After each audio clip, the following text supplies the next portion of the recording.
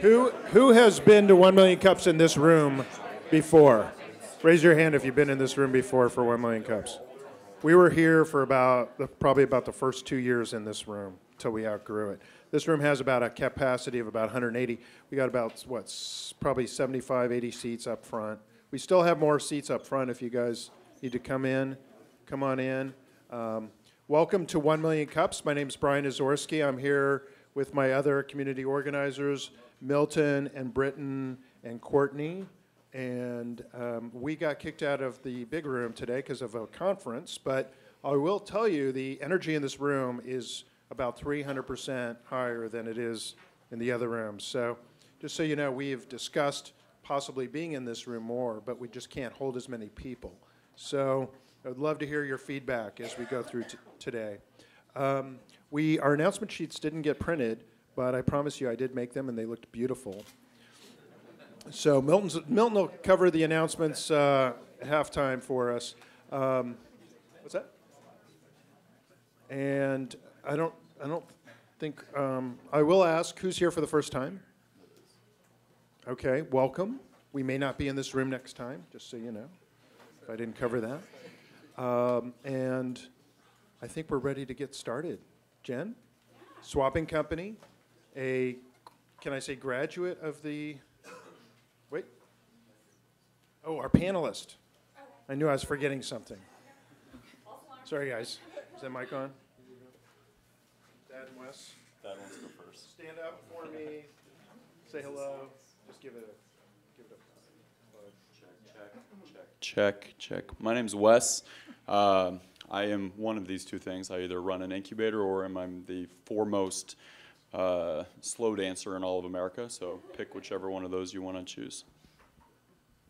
Hi, Thad Langford. I'm Wes's partner in the slow dance, and no, just kidding. Entrepreneur, ran a company called Zabe Networks, exited that business in 2011. Most recently started Flyover Capital, an early stage venture fund based here in Kansas City, really focused in on trying to fill what we view as one of the major gaps, not only in Kansas City, but also in the broader Midwest. Which is why we intentionally called Flyover Capital versus Kansas City Capital. So just glad to be here, and it's definitely great to actually be back in this space where it all started. So looking forward to the presenters today. Great, thank you. And sorry to miss you the first time. Jen, are you ready? We're ready. Come on up. Let's see. Do you have a mic, or do you want to hold? That's fine. Yeah. I don't really need one. I'm pretty loud anyway. So if my team knows. Oh, clicker would be good. This one? Okay. So I'm Jennifer Taylor with the Swapping Company. Raise your hand in here if you love fashion. Uh-oh, it's going to be a tough crowd. Raise your hand if you love making money. There we go. Okay, this will be fun then. So resale fashion, if you guys are familiar, that's consignment stores and thrift stores, is on the rise. It's a $16 billion industry. So we are building off of that. It's not a fun little girl's hobby anymore. There's a lot of money in this dress that I'm wearing here today, and I'm going to show you guys how. So with the Swapping Company, we are building a platform for resale stores to go online. So you think resale stores have done really well? There's stores popping up on the corner every day. What's the problem? Well, they don't know how to go online. Who, what, when, where, why? Pinterest, eBay, Etsy? What the hell do you do? Do you post what on Amazon? They're confused. Let me tell you a little story about my friend Astoria. She's had her store for 10 years. Amazing gems from around the world. $90,000 fur coats. Anybody familiar with a Birkin bag? Anybody? There we go. Those bad boys are about $10,000 to $150,000. See what I mean? A lot of money in this cute little dress here. A lot of money in resale fashion that people don't know about. So Astoria has a Birkin bag, she has fur coats. The problem is here in Kansas City, everybody wants to wear Uggs. Everybody wants to wear yoga pants. We all want to wear North Face. So what is she going to do with these gems? Who is she going to sell them to? She's got to sell them online. And she's got to be on multiple selling sites. This is what our platform does. We sell to multiple selling sites. So here's a store right there. That's our platform, resale stores and thrift stores, soon to be individuals as well, but we're focusing on thrift stores and resale stores in the beginning. So here's our company. We're the distributor. We're the aggregator of resale stores. They can take their Chloe dresses, their Chanel dresses, their Gucci dresses, upload them into our system, and then within 2 minutes, they can port it out to multiple selling sites and multiple social media sites. It's amazing. But these stores still don't know what to do. So, give you an example of how it works. Astoria had this Chanel dress, much like the one that I have on today. She had it sitting in her store for 3 years. She had it priced at $40. I don't know why I didn't see it, because I would have grabbed it in about a heartbeat. So, we put it online on eBay. In 3 days, we sold it for $300. That's a 450% markup on her price. She took $180. Swapping company took 40% of that sale. She's happier than a clam. It's the best thing that's ever happened to her. So now what we need to do is move her inventory. All her inventory should be out of there in 90 days. And remember, she has stuff that's been in her store for 3 to 5 years. So, competition, what's the competition that's out there? There's tons of inventory management platforms that are out there. There's not an app where you can do it. Individuals can't do it. But the real competition is the manual way of doing everything. Astoria used to upload this dress, the Chanel dress, onto eBay. Take pictures, write a description. That takes 2 hours. Then she has to do it again for eBay, Amazon, Pinterest, and Etsy. That can take all day for one item. So with the swapping company, we can do this in 2 minutes. There's a couple of other things, other companies out there in the UK that kind of do this. They do it on a steroid, like kind of a spreadsheet on steroids almost, but there's no app that does it for them. There's a company in Tokyo that does it, and there's a company in San Francisco that's doing this spreadsheet, this type of inventory management. But it's nothing that can be done in 2 minutes. So the market for resale stores, there's 32,000 resale stores in the United States, and only 2% are online. That's a huge problem. There's $100 million in venture capital money in 4 of these marketplaces and these companies, just in the last year alone. These sites are popping up every month. There's the RealReal, the Poshmark, ThreadUp, ThreadFlip, and they all have about 2 million users each. The problem is, they're all missing inventory. They all need inventory. That's what the swapping company does. We give these marketplaces inventory, and we partner with our marketplaces. So eBay is our partner. Amazon is our partner, Pinterest, Facebook, and Etsy. And soon to be, we're working on ThreadFlip, ThreadUp, Poshmark, and the RealReal. So, our current status with the swapping company, we just graduated from the Spark Lab. We have the Digital Sandbox grant, and we're moving and trucking along and growing. We have 7 alpha paid stores right now here in Kansas City that are ecstatic about the sales that we're giving them. We're saving these stores. They were going to close the doors because they couldn't survive. They didn't have the same people walking in their doors anymore.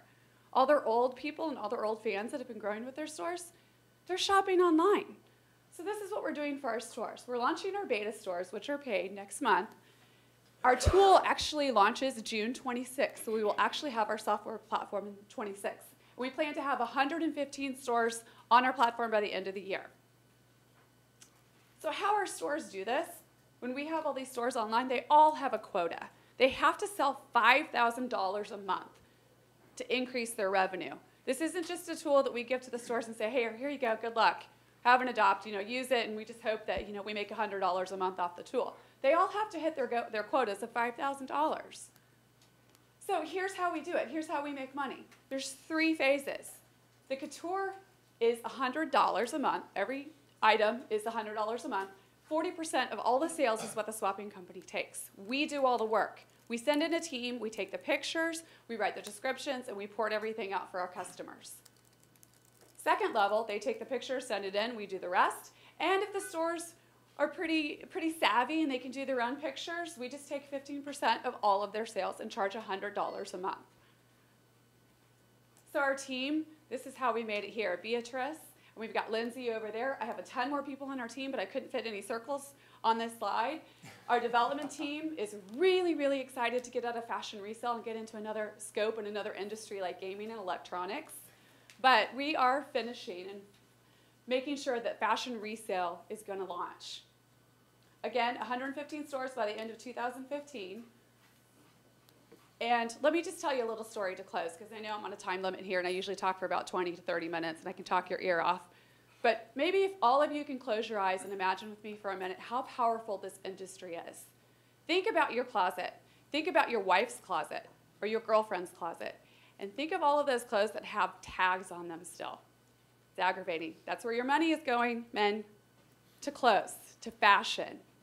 Well, Manish Chandra of Poshmark, multi-millionaire, sold his $40 million software company to get into resale fashion.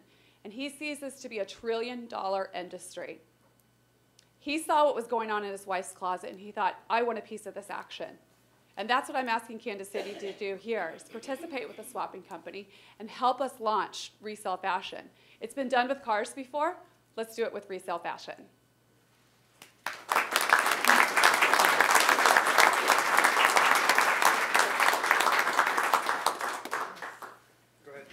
Right. Well, that was a great presentation, and anyone that can help Willis and Nate dress better I'm a fan of. Yes, thank you. Red shirt and jeans every day. Yeah, gotcha. Can you walk me through your cost of customer acquisition and the types of things that you're doing to acquire them?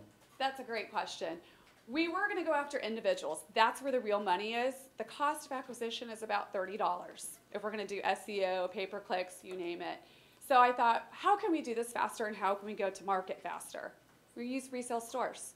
I've been in the resale industry for 10 years. I had a traveling boutique. My team over here, we did $80,000 in the last 2 years just selling on eBay and Craigslist, traveling and with our boutique, just kind of testing the market to see how it works.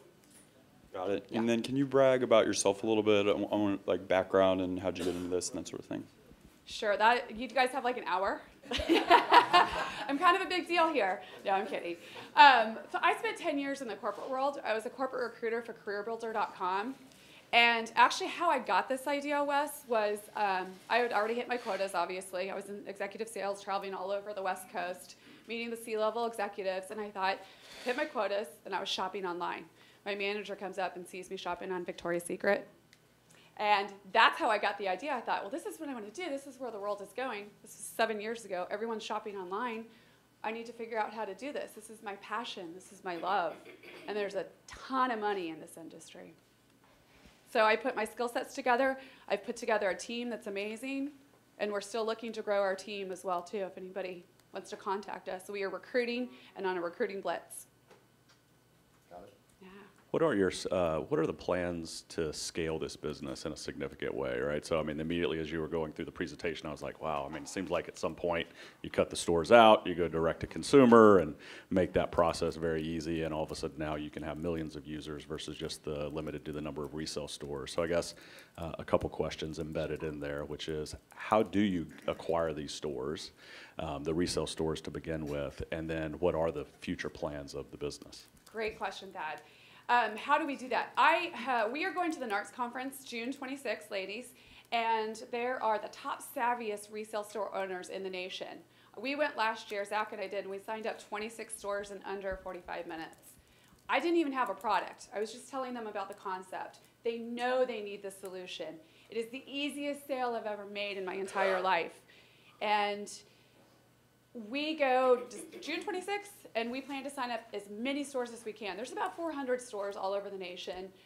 There's Savers, everyone knows Goodwill, Salvation Army. So that's our plan. We are a sales operation, we're a sales machine. We have a call center model. So we are calling in our CRM every single resale store that has a 300,000 or more revenue, at least up into the millions. And those are the people that we're targeting. The Change, Plato's Closet, Buffalo Exchange, all of these people that I know all over the nation that I've met at our conference and that I know as my friends. So that's our plan, is to target the resale stores because they have the inventory. They're the ones with the biggest problem right now. But then you look at the individuals, and there's women out there right here. Beatrice alone, my secondhand, sold $22,000 on eBay as her third job. Put herself through college. There's people making a living, individuals trying to sell their clothes online on all these marketplaces that I'm talking about. Poshmark, Threadflip, The Real. People are making $100,000, $200,000, $300,000 selling their clothes. Beatrice goes to Goodwill, and she goes to Salvation Army, and she buys clothes there and then resells them on eBay. So I think that does beg the question, right? So if it's that easy and people can do that themselves, what is the real value that the swapping company is bringing to not only the stores, but also these individuals? Is it just simply, it's just the ease, take the one picture, post it, and it goes out to all of them all at once? Or what is the real value proposition here that where you can command 40% of all the sales from these stores? Right, and going into this, I'm glad you asked that question, Thad. Going into this, we thought people were just gonna adopt the tool, and they would just we make 15% off of all of their sales, and that's a great living. But we realized that these stores, they need their hands held, and they need to show the process. We've quadrupled our revenue just by taking the 40% model and doing it all of ourselves. The problem is, with individuals, they don't know where to go or what to do. They know they need to be on multiple selling sites and social media sites and have more exposure to get this efficiency, but they don't know how to do it. There's not a tool out there that does it, besides Twitter or Hootsuite. Is everybody familiar with Hootsuite? Hootsuite's a good example of what we do. We do that for selling sites. Our mentor, Matt Watson, did this with cars, with Vin Solutions, and said, this is what you have to do. You have to be a selling machine. Everybody needs inventory, and there's not a company for resale fashion that is helping the sellers sell efficiently and get more exposure. So that's our niche. We do not want to compete with all the other marketplaces out there. We don't want to compete with the RealReal, eBay, Amazon. We want them to be our partners, and then they sell on their sites for us, and we take a percentage of the sales. Does that make sense? So that's how we work there. Got a question for you in the back here. Yeah. First of all, great business model. My question will go, you mentioned cars as an example. They have a commodity and a market price sort of generally set, just from a value standpoint people are familiar with. Are there concerns or just the dynamic of people, like you said, the $300 dress and they had it for $40? Either support to the vendors or elsewhere individuals, how does pricing for them fall into this? Because it seems like you don't have a lot of comps for a particular dress. How do you help with that, or how do they, maximize their opportunity? Absolutely great. Is my mic on? Can you guys hear me? Yeah. Okay, that's a great question. That's one of the other biggest problems that's out there in the industry. Like Astoria, she didn't know how to price. She didn't know that somebody in New York would buy that Chanel dress. So in our tool, we have a pricing tool that suggests a price for them. We always, right now, since we're doing this process manually for the next 2 months, we go to Google Shopping, and it'll tell you what the price is going for that Chanel dress on all the other different marketplaces, eBay, Bonanza, Amazon. So it kind of gives you a pricing tool. We have that pricing tool built into our tool. And we also help our resale stores. We have account managers that can help them as well too. We know that if, let's say Lulu's has only uploaded 50 items for the month and they're only at 2,000 in sales, our tool sends an automatic text to them saying, hey, you need to upload more, here's what's selling. And every day we send them an email and a text saying, okay, Chanel's selling hot, Tory Burch is selling hot, and we send them that message, post your Tory Burch, because that's what's selling all over eBay or Amazon. So we give them that science to the madness, to tell them how to price, to tell them what's selling, so that they can sell the right thing. Otherwise, they're just spitting things out to the marketplace. And we want to tell them strategically how to sell the right items and not just throw things out there. That's a great question. Without pricing, again, the tool would be worthless. Question here in the middle for you. Hi, Bob. Hey, Jen, great presentation. So with things like eBay and all that, as you get more buyers and sellers and you get the stuff in the market and people can see it everywhere, there's going to be issues with scarcity coming down, and so the price will come down. So how will you combat that? And things like secondary markets, or just people saying, hey, wow, I can see everything, and so that's not just one Chanel dress anymore. There's 100 because there's 2 from every store from 50 states. For the buyers, or you mean for the sellers? Or for the buyers. I mean, they have more options now. Once it gets out there, then it's no longer just a single dress. They have lots of options, and so with the price plummet. That's a great question, because we have seen that in the last 2 years. When I've been doing this manually for, let's say, Lulu's, I've realized there's marketplaces out there that I will never put on our platform. Let's say Threadflip, for instance. There's Threadflip and ThreadUp. Threadflip I wouldn't put on our platform because it's a consumer's deal. It's a great deal for consumers. They can get a great deal on a Chanel dress for $30. Well, we don't want to send our sellers to that because they're going to get a deal and our sellers aren't going to sell for a higher price. So we probably won't partner with Threadflip. We are partnering with companies that raise the price. We're inflating the price to our marketplaces, and we're only partnering with places that have large traffic, 2 million to 500 million in traffic, if that makes sense. We have to be very careful about who we choose as our partners. We can't just have 500 partners and then split it out everywhere. We want our sellers to profit. So we are sending our sellers to partners that will move the inventory faster. We've got a question here in the back. Good morning. Good morning. How do you assure condition? No rips, tears, it's clean, the buttons are there? And how frequently are you getting repeat customers? Great question, because that's why eBay had a problem in their marketplace in the last 5 years. Because of authentication, exactly authentication and auction frauds. But with authenticating these items, that's why we're going to resale stores. Because our buyer knows that it's coming from a resale store. There's good customer service, number one. You're going to get your item shipped within 2 days. Number two, you know that that $10,000 Birkin bag is going to be authenticated. It's not going to be a fake. It's coming from a professional. That's why we're targeting resale stores, to solve that problem with authentication. And we also have rules and terms and conditions on our platform. If somebody sells something that's not authenticated and it's a fake, you're off the first time. So that's a great question. That's the other largest problem in the industry. Another question back Yeah. here. Yeah, hi. You mentioned $30 acquisition cost. What is that? How do you retain the customer? What is your repeat follow-up to what she asked? What is your repeat customer cost? $30 I'm assuming is the first time. What is the next time, and how do you retain? How do you keep the customer involved in your buying process? So it's not one-time buying. They just keep back and keep coming back to you and keep looking at what is the new thing coming out? Do I need it? And how? And another part of that is that how in advance do you actually send out if there is a promotional material out there? Those kinds of things. If you could shed some light on it. Sure. So for your first question is, how, can you explain your first question again? Because that was a trifecta there. Yeah, what is your acquisition cost for the repeat customers? Cost of acquisition. Yeah, it's actually $34, not $30. Sorry about that. And that's for the individuals when we're capturing the individual market, which we're not even going to yet. We're not tackling that for another 6 months.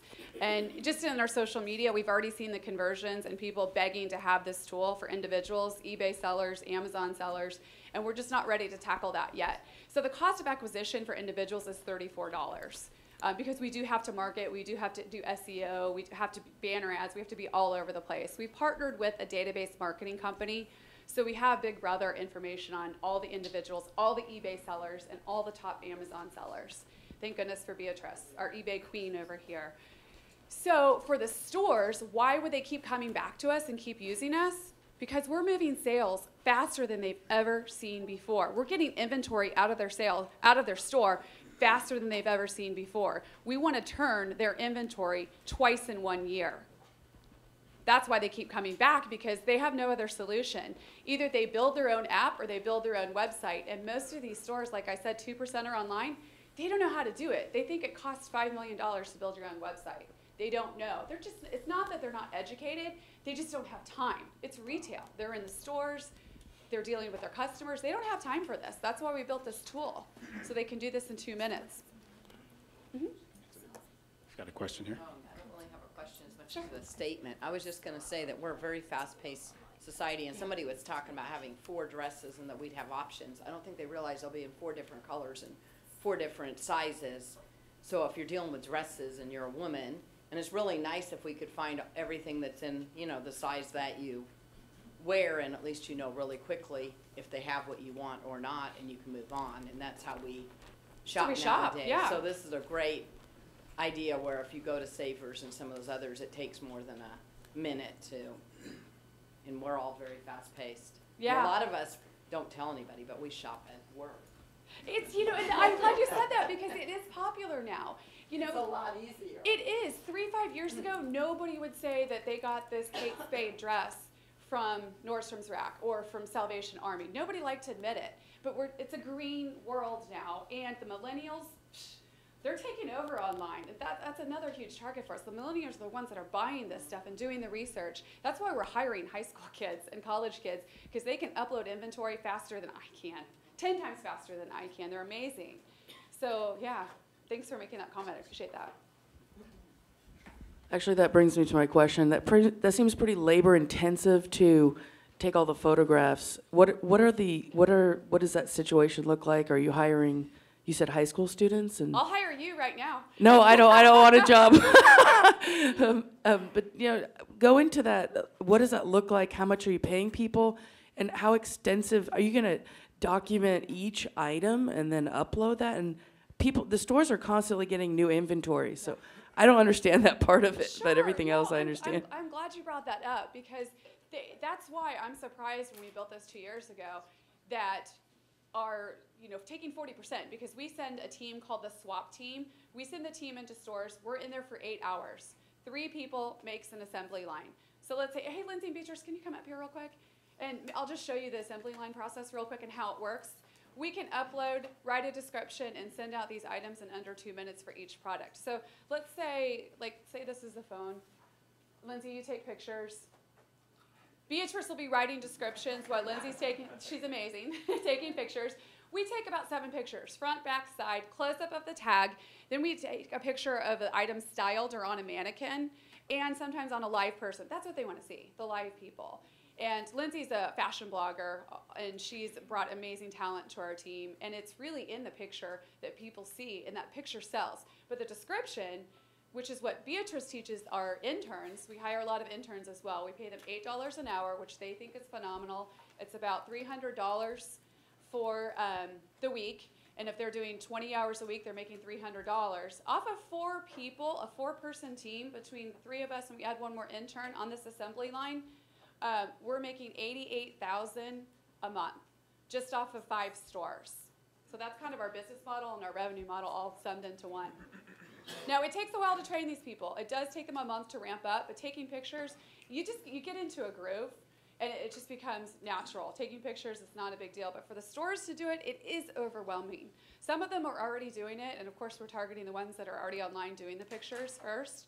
But for the ones that don't do it, that's why we created the swap team, to get more customer adoption rates faster. Question to your left, over here, Jen. Thank you, guys. Next time we should probably Good do morning, that. Jennifer. An example. I like the dress you have on. Is it available for swap? Oh, $1,000. I'll have to inflate the price that I paid for it. Yeah. I'm not exactly understanding over here. The resale, is that for used goods, secondhand good, or they are also good, your model, your system's good for new product? We do, yes. A lot of resale stores have new with tags items on them. So, like for instance, Amazon only takes new with tags. So we can't send all of our items to Amazon. But most of the resale stores in the United States have clothes that are new with tags that women have never worn, and they sell them into these stores. A lot of them are boutique items too. Most resale stores are half boutique and resale, and it's very high end. So we're talking about high end items here. Like this Kate Spade dress would be a great seller. But if you took your Old Navy t-shirt, we're not going to waste time taking pictures of Old Navy t-shirts unless we bulk them and have 10 Old Navy t-shirts. Then we would take time to take pictures of those. So we either bulk sell or it's high-end items. Did that answer your question? Yeah, yeah. Okay. Is your system accepts like new high-tech electronic goods? Not yet, but electronics is one of the top sellers out there online. Collectibles and electronics. Hopefully in the next year, we would love to move into other scopes, absolutely.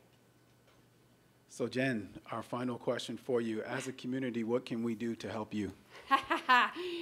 We need lots of help. We need investors. We need to recruit people for our swap team. We need people to start talking about us and get the energy that we have. Anybody that loves fashion and clothes, we love to hear from you. We need to build our team. We need to spread the word here in Kansas City. And we need to just hear from you guys, especially from investors. Jen, thank you so much. You're welcome. Thank you, guys.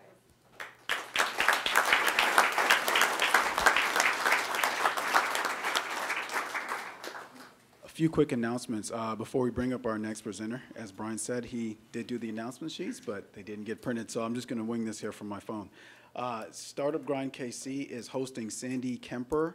That's coming up here tomorrow, the 13th, from 6 to 9, and it's going to be at Village Square. Oh, today, actually, yeah, Wednesday, May 13th, today from 6 to 9 p.m. at Village Square over on 4436 State Line. You can check out some information online at sandykempersgkc.eventbrite. Also, the ECJC has got their Angel Series on May 14th from 11 a.m. to 1 p.m. on pitching to investors. If you want to learn how to pitch your product, your business idea to investors, that would be great to attend. And then on May 29th through June 5th, 1 Week KC is happening. Let's celebrate entrepreneurship in Kansas City. You can see more information about that at oneweekkc.com. And maybe we can get Brian to put the announcements on the event page online. Oh, Nate, there you are. I hear you're going to do a quick announcement also. Hey guys, good morning. Great to be back in labs. As you mentioned, so 1 Week KC is coming up in 3 weeks.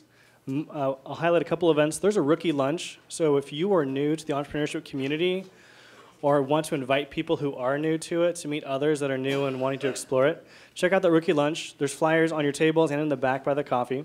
That's on Friday the 29th of May, so later this month. The biggest event, aside from Sprint Demo, Techstars Demo Day, which you don't want to miss, make sure you register for that because that's filling up very quickly, as is E-Day at the K on Tuesday. So those Tuesday and Thursday events, really important that you guys RSVP for those very, very soon because registration is limited. For E-Day, we're bringing in Davion Ross and Haley Bland-Walsh, who's a founder of City Gem. They're 2 local entrepreneurs, along with 4 other national entrepreneurs we're flying in from the coast to give a different perspective, understand what it takes to really grow companies. It's going to be a wonderful event at E-Day at the K, but really, really need to register soon for that because it's filling up. Anyone can buy a ticket to the game, but only the first 400 people get in for the programming and the free food. So thanks, guys. Our next presenter that we're going to have come up is Zach Pettit from One Day KC. One Day KC is a 12-hour innovation workshop. We're going to have Zach also talking about BOP. There's actually going to be 4 of us, so surprise. As he said, my name is Zach Pettit. I'm a senior at UMKC and a Rainier Institute ambassador and one of the co-directors of One Day KC. My fellow co-directors, Sarah Jones from Rockhurst University and Bradley Dice from William Jewell. And Ryan Albright is the kind of lead of the team that ended up winning the event. So One Day KC came as a result of Sarah and I coming to things like 1 Million Cups, where we are today, and feeling like the only students. We really wanted to get more students involved in this community. And not just Rockhurst, UMKC students, but we wanted to bring the entire region together to create. That led us, fortuitously, to Bradley Dice, and a lot of hard work between the 3 of us and long nights. It actually ended up happening recently on April 24th. So to tell you more about the day of is Sarah Jones. Hi, again, I'm Sarah Jones. I'm from Rockhurst University. I'm a senior there. One Day KC, what it turned out to be was this 12-hour entrepreneurship experience for students. It was obviously student-led and student-driven. We had 30 of the, I would say, and I think my cohorts would agree with me, the top students from UMKC, William Jewell, Rockhurst University. We had all these students come together, and we gave them 6 problems that the city is facing. This could be anything from, I don't know, sewers. It could be parking. It could be finding events, as you'll hear later. And using these problems and our info sessions, we wanted them to create a company that solved this problem that also kind of leveraged the fact that Kansas City is a smart city. So we started out at UMKC, and there's some pictures around. You can check them out. And we heard from Ashley Hand, who's the Chief Innovation Officer of the city, who talked about how Kansas City is becoming a Cisco smart city right now, and which is funny because it was put into place the day before One Day KC. So how cool is it that we got students together to create technology ventures the day after we found out that this could actually happen. So we also heard from Carrie Keefe and Aaron Deacon, who talked about how big smart cities can become, and Landon Young, who talked to us about how we could use lean methodology and design thinking to create companies. So from there, we moved to Think Big, where we were honored to hear from Herb C., who talked to us about how big the Internet of Things can be and how instrumental Think Big Partners is going to be in the Cisco Smart City. After that, the students kind of worked on diving into their problems. So they went out into the community and they talked to people and they told them what they're trying to solve, and they asked people, what could we do to solve this better? What would your solution be? And so once they came back, I was kind of walking around, and we, as a team, had planned for everything. I kid you not, we probably had every minute planned of the day because we were so worried about it. And we had the food, we had the transportation, we had everything, but one thing we could not ever plan for is what these students were gonna come up with. And that was kind of scary to me because you never know what these people are gonna come up with, right? And so I'm walking around and I'm being nosy and I'm poking my head into different places, and I realized that these students should not have been planned because what they were coming up with was amazing. It was powerful. They are things that could be done and will be done and hopefully will be done by them. And I was so in awe of that the variable that we couldn't control was the best variable ever. So next we went to Sprint Accelerator, where they worked on the business model canvas. In fact, Bradley Dice rapped about the business model canvas. It was pretty entertaining. And they really dove into their solutions, and they dove into how they were going to solve the problem that they found at Think Big. Then they went to Union Station, where they prepared their pitches and pitched to our judges. So this next portion, we're going to show you a little recap in a video form, just to kind of give you a full view of the day.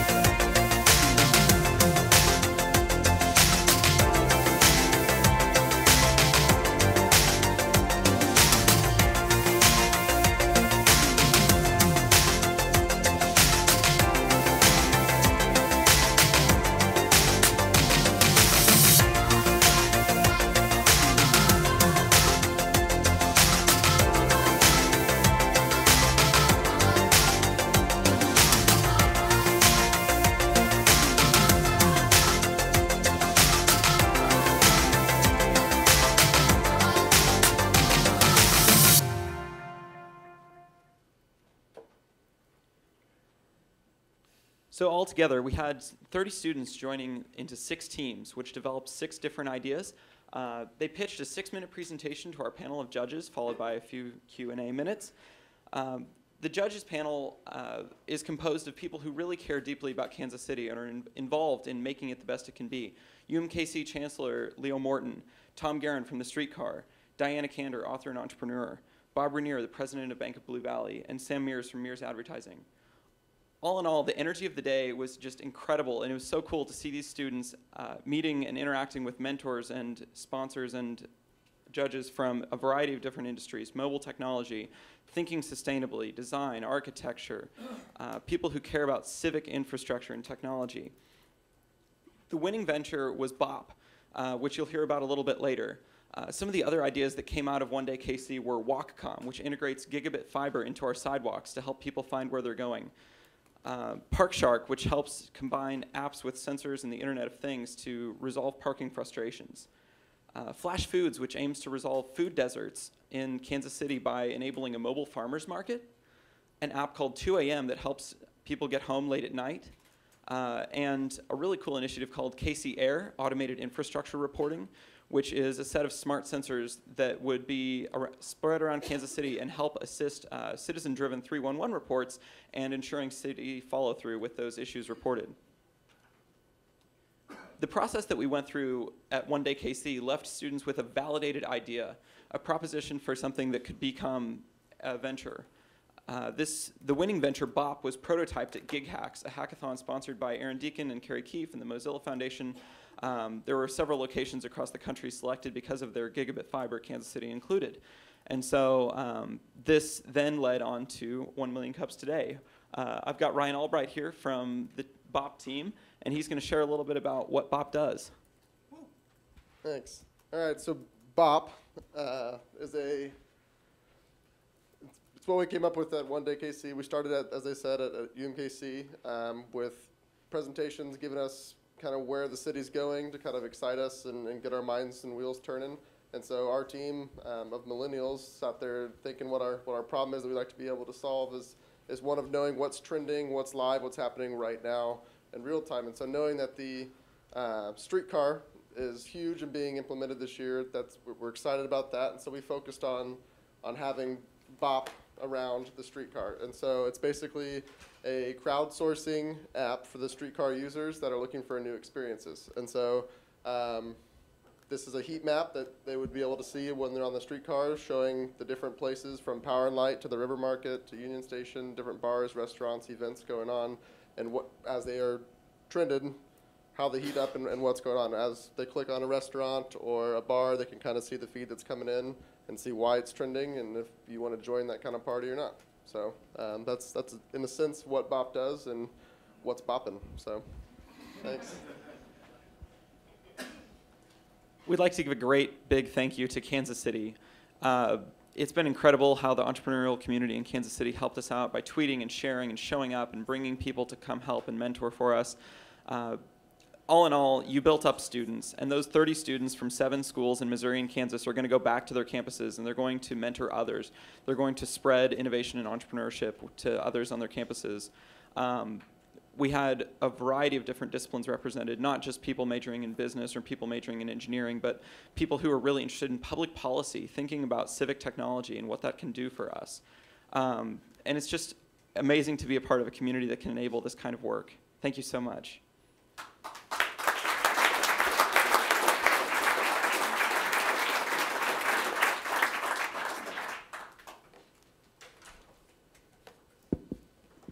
I guess, first of all, thank you for your initiative, for taking the initiative to do this. I mean, this is what's needed, not only in this community, but I think more broadly. I'd love to actually know what your thoughts and plans are. What's next, right? So how do you expand this? Do you kind of take this to other parts of the country? You know, what's your, or do you incorporate more schools in? So really kind of what's the plan going forward? Right, so I'm a University Innovation Fellow, which is a program that is a cooperation between Stanford University and the higher ed nonprofit VentureWell. And so this is the kind of thing that University Innovation Fellows are seeking to catalyze. What we've seen elsewhere in the United States, there are a high density of schools in South Carolina rather, that have done stuff like this before, and I've seen folks do this in the Northeast and California. And Sarah and Zach and I were really invested in making this a metro area. You know, we had people from Missouri S&T and KU, and so as far as where this goes from here, I would say that one of the key things that we are getting feedback from students now on what worked for you, what experiences were new for you, because I think it's one of those things where by providing new experiences, you're enabling students to think outside their boxes. It's interdisciplinary. It's encouraging people to solve hard problems rather than go for low-hanging fruit.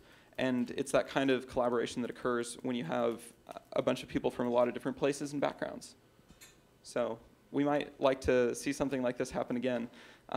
It seems like a lot of the time scales are being taken quickly, so we may go for 1 month next. I mean.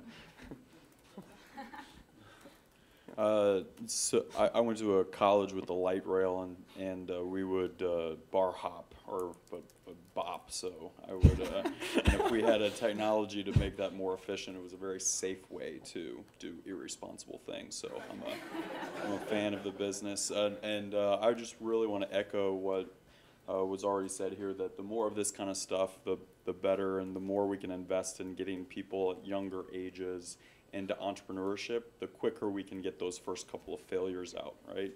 We need as many people as possible to get their first t-shirt company out of the way, get it sold on Swapping Company, and then go start the big, the real deal stuff. So I think this was all great. My question is, if you could, when you do this again, what is the one thing the biggest mistake that you made that you would fix, and what kind of data, qualitative or quantitative, are you using to decipher that as the biggest mistake that you made? I feel like I have an answer to that. I would say that the biggest mistake that we made came at the end of the day during the demo night. We had every team come up, do a 6-minute presentation. The judges, who you saw, pretty impressive group, asked 6 minutes worth of questions. But about halfway through that, we got kind of time crunched, and I was the MC for the night, so I had to, without hopefully people noticing it, but everybody noticed it, I had to cut the question session down to like 3 minutes for the last 3 teams. So in talks with, and to answer a little bit, Thad, your question too, moving forward, we're talking about doing a version of this with high schools, specifically Blue Valley Caps, Kansas side, and that might happen this summer. So if anyone would be interested in talking more about that, come find us.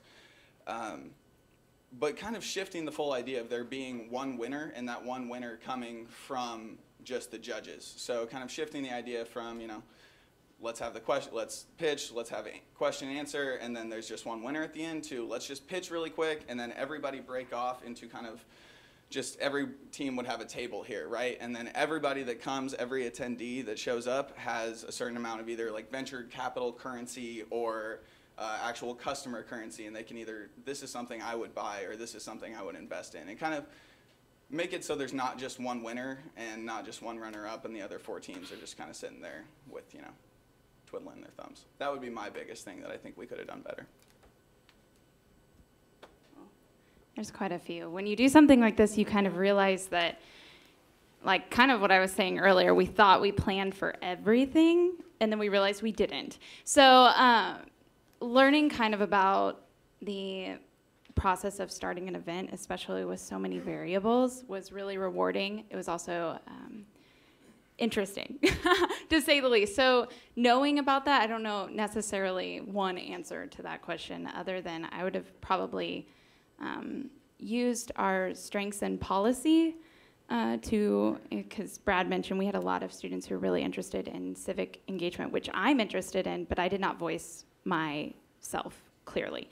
And I wish we had done more to talk about what we could do in Kansas City and what the process looks like within the city to get these things started, such as a business, such as an incubator, such as things like that. So I think that that one of the things we can always do better on is encouraging entrepreneurs of very different types.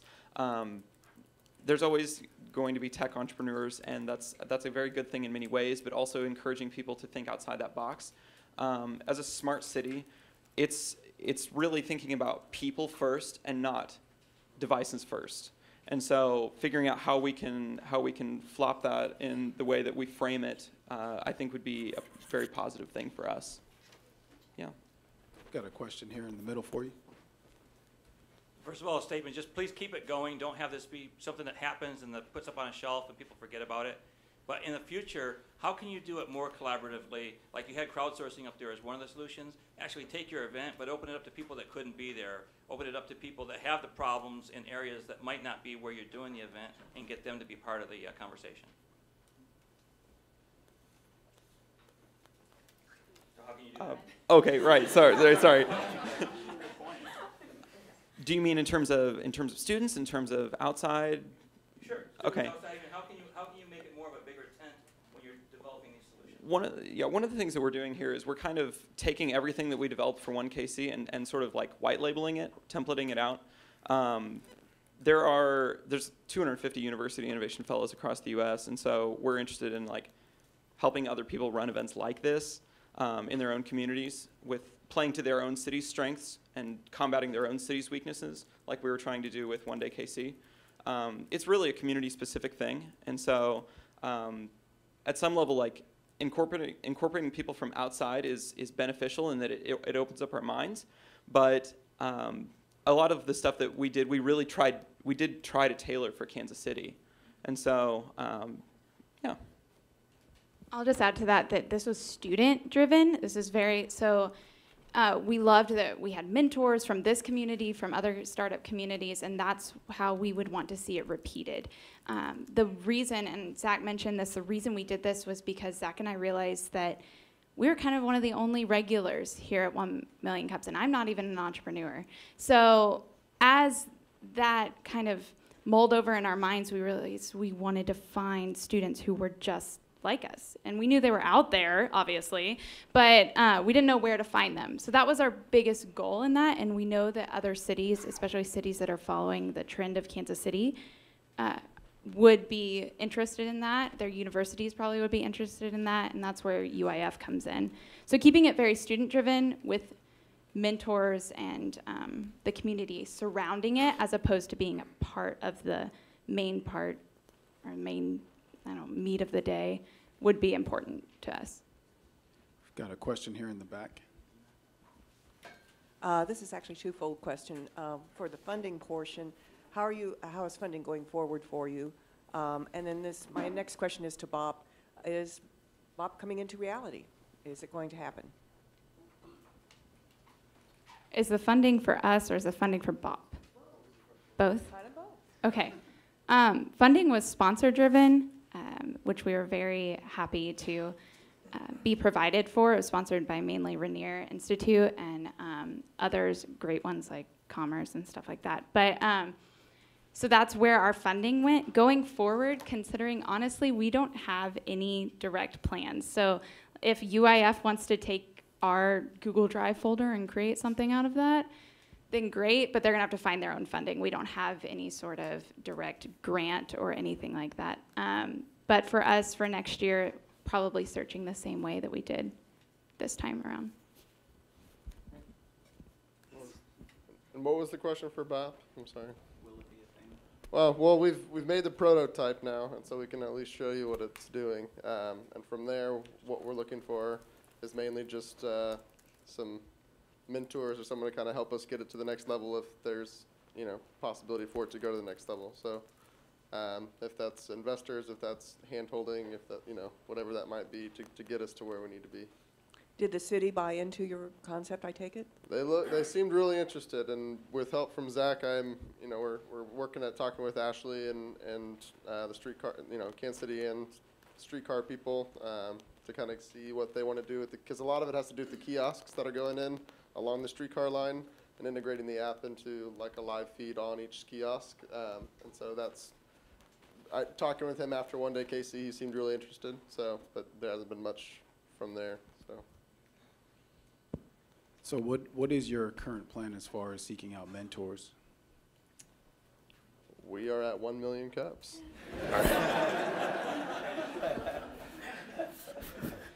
Okay, no crowd surfing, okay, because sometimes that's what people ask for. Give me a user story for somebody who's going to have their smart device, and give me an idea of what they're going to do with Bob. Kind of take me a little further on that journey. All right, so Kyle and I are buddies, and we are going to go check out the streetcar, and we hop on. It's an everyday night. It's Friday night. It's Tuesday night, whatever. It's a story, so it's Tuesday night. And we get on the car, like, what's going on? Like, this is a 2-mile thing. There's bars up and down here. Like, where do we want to go? Like, what's going on down here? And so the streetcar kiosk that we're waiting for the streetcar to come has got this bop thing on it. Like, what the heck is bop? And then all of a sudden, this thing comes up, like, see what's bopping. And Power and Light's bopping right now. It's like, what the heck? Why is Power and Light bopping? And so you can, get on your phone and you can click on it, and it pulls up the heat map, and you click on Power and Light that's bopping right now. Like, why is it a hot bop? And it says, oh, Eric Hosmer just walked in, to Power and Light. Like, everybody's here, and it shows all the stream. Like, oh, yeah, like, let's go see Eric Hosmer. This is exciting. Like, so is he buying drinks for everybody? Maybe. He picked up the tab at McFadden's. So, let's do it. But then all of a sudden, second scenario, my parents, who are, not millennials, want to get on the streetcar, and could care less about the shoulder-to-shoulder drinking scene type thing, but he wants to listen to dueling pianos or something like that. You can categorize, go to music, and you can see the hot bopping music categories that are coming in. That you can see that whatever baby boomers are tweeting, they do exist. You can see what they're doing and what that life's like. So, is there other opportunities to discover other events through BOP, or is it more of a heat map? It's mostly coming from just the APIs from Twitter and Instagram right now, and then revenue stream. Right, so the advertising revenue stream type thing would be coming from those businesses along that streetcar radius, being able to push advertising to the BOP users and stream through there. So, thank you. I'm not sure if you touched on this already, but tell us a little bit about the technology that generates the heat map. So I might rely on Bradley here to help me with that. Right. So at GigHacks, I was one of the developers on the team, and so that's pulling from Twitter and Instagram, which are typically geotagged. And so we have a set of locations that are in Kansas City, and so it finds recent Instagram photos from McFadden's or from Pizza Bar or what have you, and so then they're geotagged, and we just put those on a map, and there's an algorithm that uses that to generate, based on the density and the quantity, what that should look like. So those locations are predetermined? Yes. Yes. That's what we did right now, just to be able to control, somebody not being in South Olathe at Austin's bar, trying to bop it into the streetcar radius and be like, oh, this is bopping. Well, that's cool, maybe for future growth, but for the target market, what we learned from this One Day KC is we had great mentors that were helping us about like previous businesses that they'd owned or tried to open, and so there's Ruckus. What was it? Local Ruckus. They started going to. Adam really helped us in our mentoring with this, is because he had a really wide target market of all of Kansas City and trying to find out what's going on Kansas City wide. And he said that's what made him fail. And so he said staying more tight with the target market of just the streetcar line and that radius would really help to start there and grow. And then if we want to grow to Westport and grow to Brookside, or continue to expand out, that we can go there in the future. So real quick, you mentioned like McFadden's. If I'm a McFadden's and I want to be predetermined in your application because I want to drive traffic like on a Friday night, I could come to you and say, hey, I want to be like one of those locations, right? You can push promotions that say, hey, we're going to have half price wells if you come to McFadden's, and then if you retweet us, we'll give you an additional thing. And so by retweeting, their BOP scale goes up, and then they're automatically going to be on the top bopping bops. Nice. Yeah. Okay, so a final question. I think probably it needs to be answered from BOP and One Day KC. What can we as a community do to help you? So again, from the BOP standpoint, we would like to know what your thoughts are moving forward. If you feel that there's some place to go, we'd love to have some mentors / investors to kind of make this prototype reality. It's going to take some back end developing and future development on that. So that's what we're looking for. But I think that One Day KC, what we're looking for going forward, Zach and Sarah are getting ready to graduate. I'm hanging around for another year. I'm a junior at William Jewell. I think that the thing that can help the most, that we're really after in the long run, is just trying to catalyze innovation and entrepreneurship on college campuses around the area. It's really important that you mentor people that you see that are looking to learn more about how to solve hard problems and begin ventures. That's the kind of thing that really makes a transformative impact in our community. And I think that's what our ask is. One thing to add to that. So I just got a whisper in my ear that the Rainier Institute is going to be sponsoring this again next year. That wasn't official, and that just became official. So there's that. First off, thank you to Jeff over in the corner. He's hiding, but he's the man to thank. So with that, be thinking about how this could be more fantastic. Think about everything that has kind of been done. Brad still be around next year, but Sarah and I will be venturing off into the real world. So think about how the community can add value to this. That would be all I have. And thank you.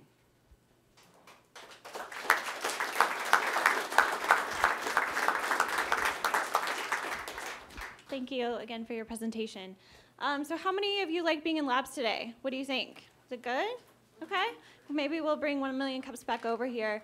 Also, we did tweet out the announcement sheet, so if you guys need any information, please go to our Twitter handle, 1 million cups KC. So we'll see you next week. Thank you.